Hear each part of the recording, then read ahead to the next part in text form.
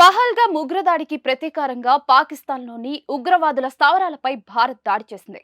Operation Sindoor పేరిట పాకిస్తాన్లోని ఉగ్ర స్థావరాలు, మౌలిక సదుపాయాలపై భీకర దాడులు నిర్వహించింది. ఈ దాడుల్లో దాదాపుగా 80 మంది ఉగ్రవాదులను హతమార్చినట్లుగా భారత రక్షణ శాఖ పేర్కొంది. అయితే భారత్ జరిపిన ఈ దాడుల్లో India's most wanted terrorist Masood Azhar కుటుంబం హతమైంది. మసూద్ కు చెందిన బావల్పూర్ స్థావరం పూర్తిగా నేలమట్టమైంది. మసూద్ ఫ్యామిలీలో మొత్తం 14 మంది హతమైనట్లుగా ఆయనే వెల్లడించాడు.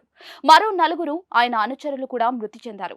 అయితే ఆపరేషన్ సింధూర్ దాడిని most wanted terrorist Masood Azhar ఖండించాడు. భారత్ పై విషం కక్కాడు.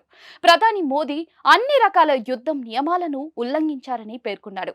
ఈ ఘటనపై తనకు ఎలాంటి పశ్చాత్తాపం, నిరాశ లేదన్నాడు. భయం, విచారం కూడా లేదని తెలిపాడు.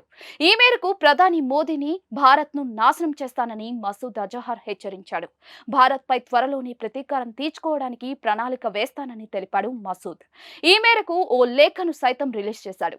ఇక బహవల్పూర్ లో మసూద్ అజహర్ కుటుంబంపై జరిపిన దాడిలో ఆయన అక్క, బావ, కోడలు, మసూద్ భార్య, 5 పిల్లలు, మరో 4 అనుచరులు హతమయ్యారు. 56 ఏళ్ల మసూద్ అజహర్ ఇండియాలోనే మోస్ట్ వాంటెడ్ టెర్రరిస్ట్ గా ఐక్యరాజ్య సమితి భద్రతా మండలి పేర్కొంది.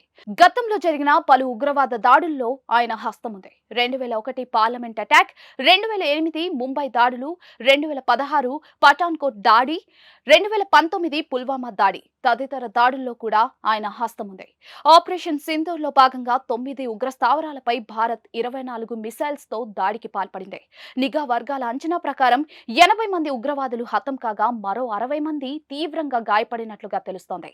ఈ దాడులతో పాకిస్తాన్ ఒక్కసారిగా ఉలిక్కిపడింది.